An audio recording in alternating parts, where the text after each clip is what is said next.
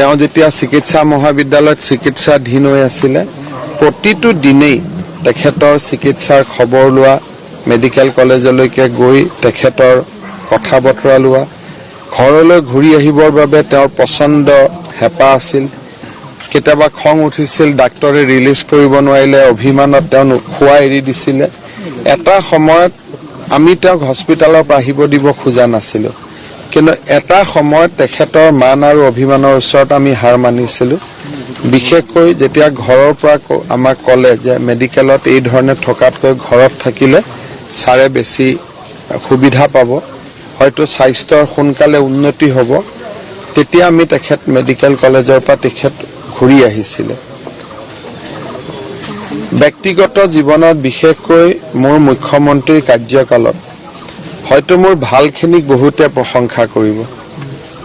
আৰু বেয়াখিনিক কোনোবাই ইমান বেয়াকৈ লিখিব যে সেইখিনি হয়তো মই নপঢ়িম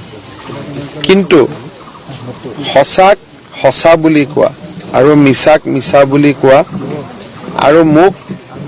কক্ষচ্যুত হ'লে কক্ষলৈ উভতাই আনিব পৰা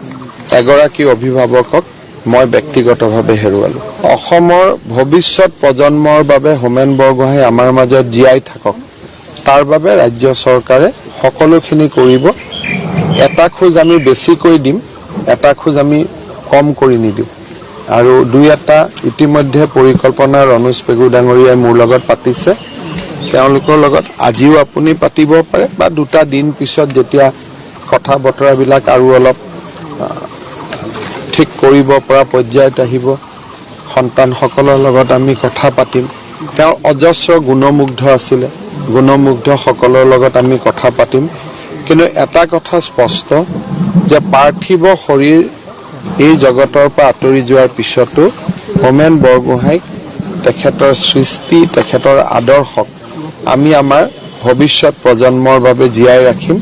তাৰ বাবে যিমানখিনি কৰিব লাগে তাতকৈ এখোজ আমি বেছিকৈ কৰিম